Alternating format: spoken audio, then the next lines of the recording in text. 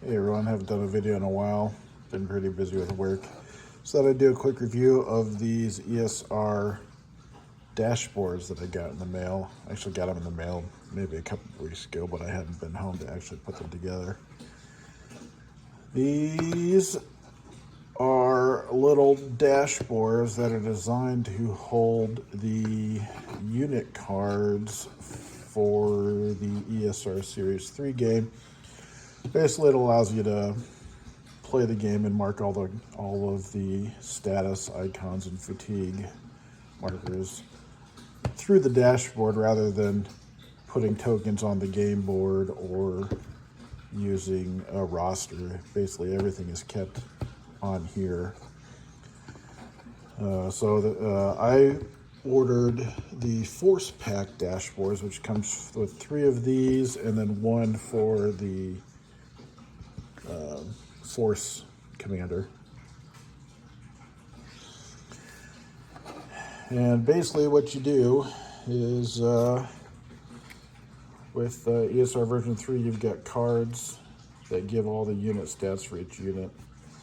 Basically what you'll do is you'll just have them here for reference.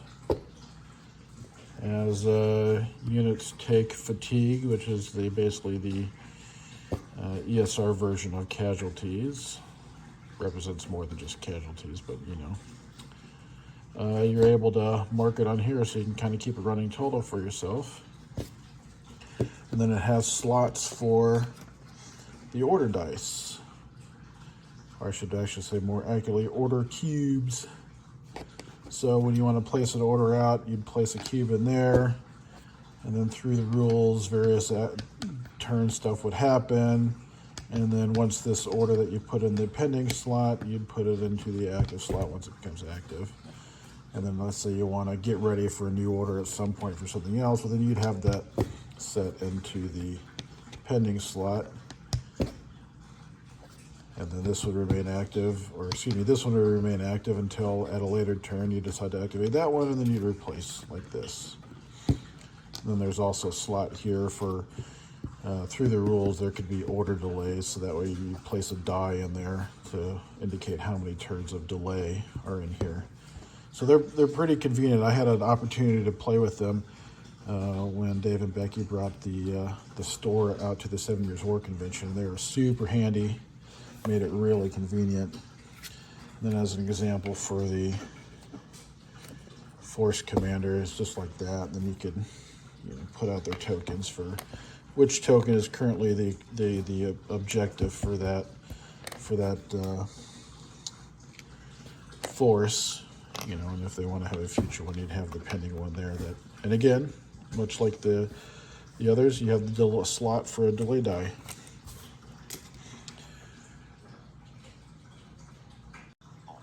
The dashboards arrive unassembled, and you have to put them together yourself. They actually go together pretty quickly and easily. I use super glue, and it seems to work out pretty good. There is a set of instructions available on the website, and they're pretty clear. They're just diagrams showing you how everything goes together. And they're pretty simple all in all. I think in all it took me maybe 30 minutes to put one of these things together. One of the things to worry about, and I should have been more clear in the description of how these dials work. These dials have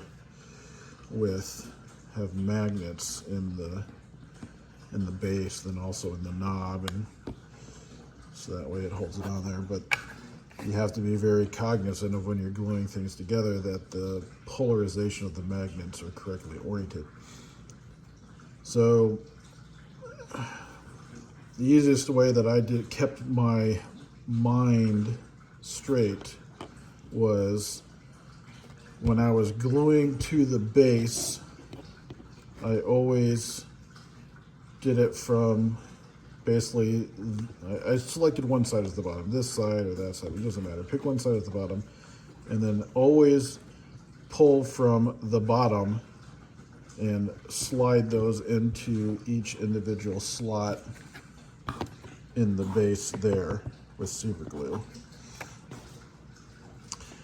And then, so that way they're all polarized in the one direction. And then when you do the knobs, flip the stack of magnets over and then do it from the new bottom, slide them off into each hole, and that'll help keep the polarization correct. That was, for my mind, how I was able to mentally remember which way was the correct polarization. And then sometimes if I forgot, I would, just take the take the stack of magnets here and I would just take the stack of magnets here and, see, okay, that's the wrong way. So then I need to repolarize it. So I'd try to pull it so that way we're, when against each other. That would be the new bottom for the knob.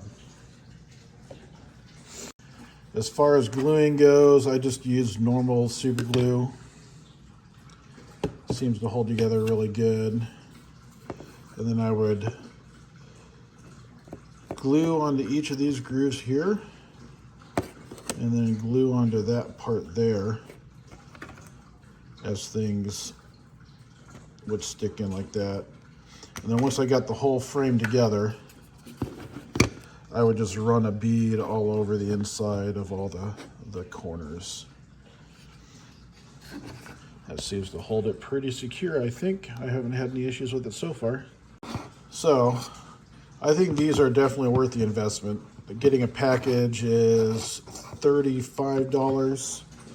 I got the package that came with 3 formation dashboards and a force commander dashboards. There is also a package that comes with just 4 formation dashboards. I believe it's the same price as well.